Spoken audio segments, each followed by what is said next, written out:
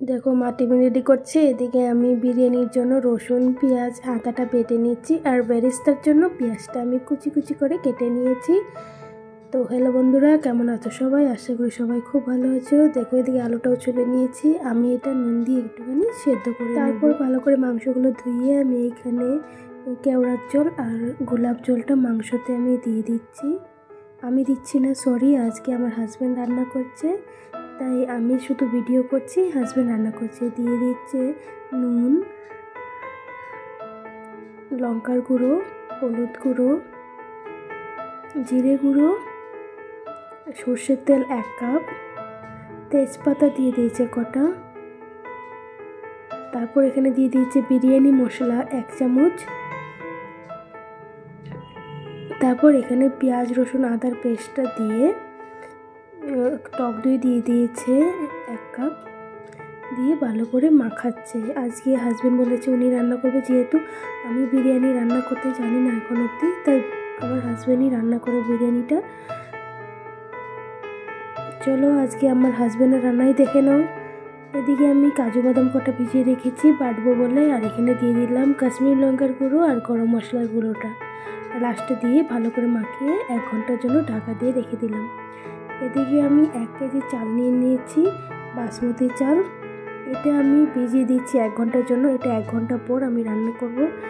চলো কড়াই তেলটা গরম হওয়ার পর আমরা দিয়ে দিলাম নুন হলুদ দিয়ে এবার আলুগুলো আমরা ভেজে নেব সুন্দর করে। এতে করলে আলুটা দেখতেও খুব সুন্দর হয়। এবার এদিকে আমরা বেরেস্তার জন্য পেঁয়াজটা ভেজে নিচ্ছি। পেঁয়াজটা হালকা হালকা লালচে লালচে হবে তখনই আমরা নামিয়ে নিয়েছি। দেখো খুব সুন্দর হয়েছে, যাতে বেশি পুড়লে তেতো লাগবে। এবার কষিয়ে রাখা মাংসটা আমরা ভেজে নিচ্ছি, মানে মশলা দিয়ে মেখে রেখেছিলাম যেটা, ওইটা আমরা এবার তেলে দিয়ে দিচ্ছি। এটা আমরা কষিয়ে কষিয়ে রান্না করব, ঢাকা দিয়ে দিয়ে, যাতে মশলার উগ্র গন্ধটা বেরিয়ে যায়। এবার এটা নাড়া দিতে দিতেই রান্না করতে আমি কেশরের এটা খুলছি প্যাকেটিং, এমন সুন্দর করে প্যাকেটিং করা যেমন গয়নার দোকান থেকে নিয়ে এসেছি। দেখো এটার ভিতরে আরেকটা প্যাকিং, তারপরে আরেকটা বাক্স, গয়নার বাক্সর মতো পুরোটা,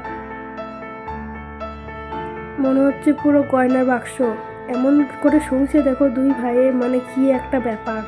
তো চলো দুধের মধ্যে আমি কেশর দিয়ে দিলাম, এটা সুন্দর একটা রং চলে এসছে, হলুদ। এরপরে দেখে নিচ্ছি মাংসটা কষানো হয়ে গেছে। এবার কাজুটা বেটে মাংসটা দিয়ে দিলাম, দিয়ে মাংসটা নামিয়ে নিলাম। চলো এদিকে দেখে নিচ্ছি বিরিয়ানির জন্য হাঁড়িটা বসিয়ে দিয়ে এখানে আলুটা ভেজে রেখেছি, মাংসটা হয়ে গেছে, বেরেস্তার পেঁয়াজ রেডি, খোয়া ক্ষীর, ঘি, বিরিয়ানি মশলা, গোলাপ জল, কেওড়ার জল আর কেশর দেওয়া দুধ। এখানে আমি গরম মশলা দিয়ে একটুখানি সাদা তেল দিয়ে দিলাম নুন।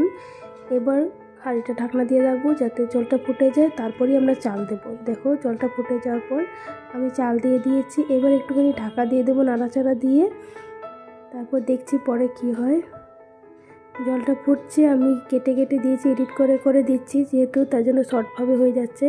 ভাতটা ফুটেই গেছে, এবার এটা নামিয়ে নিয়েছি আমি ফ্যানটা গালিয়ে, ভাতটা পুরো আজের করে নিয়েছি।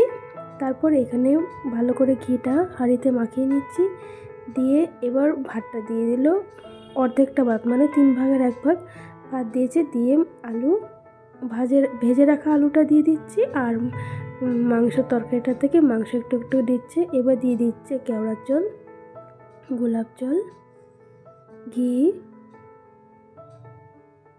বিরিয়ানি মশলা, খোয়া ক্ষীর, বেরেস্তার পেঁয়াজ, আবার মাংস থেকে মশলা তুলে দিল। এবার আবার ভাত 3-4 বার এমন করে ভাতটা দিয়েছি, আবার মাংস আবার ভাত এমন করে দিয়ে দিয়ে সাজিয়ে এবার লাস্টেরটা দিচ্ছি, ভাত লাস্টে দিয়ে খোয়া ক্ষীর সবটা মুছে দিয়ে দিয়েছি, পেঁয়াজের বেরেস্তাটা যেটা ছিল ওটা দিয়ে দিচ্ছি, গোলাপ জল, কেওড়ার জল, ঘি সবটা দিয়ে লাস্টে বিরিয়ানি মশলাটা দিয়ে দিচ্ছি। এবার যা মাংস ছিল সবটা উপরে দিয়ে কেশর দেওয়া দুধটা উপরে দেবে। দেখো রাঁধুনি একজন, বাকি 3 জন ছিল পেছনে হেল্পার। এই যে বিরিয়ানির কারিগরটাকে ভালো করে দেখে নাও, রাস্তাঘাটে দেখা হলে সালাম করবে। রান্না করছে একজন, যা হেল্পার দিয়ে দিচ্ছি, তারপর দিয়ে দিলাম মাঝখানে দাও কি অবস্থা, ঢাকনাটা ধুয়ে নিতে হবে। এটা ঢাকনা লাগিয়ে দিলাম, আর নিচে গরম জল বসিয়ে কি নোংরা গো। এবার আমরা গ্যাসটা জ্বালিয়ে দিচ্ছি, এটা অনেক লম্বা হয়ে যাবে, তার জন্য একটুখানি ভাতটা গরম করে লাস্টে আমরা গরম জল করে ওইটা তুলে হাঁড়িটার নিচে রেখে দিয়েছিলাম যাতে ভাতটা গরম থাকে। চলো খাওয়ার জন্য রেডি হয়ে গেছে এটা।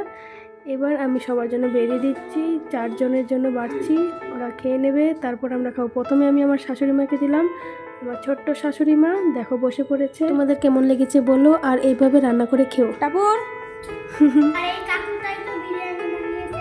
এই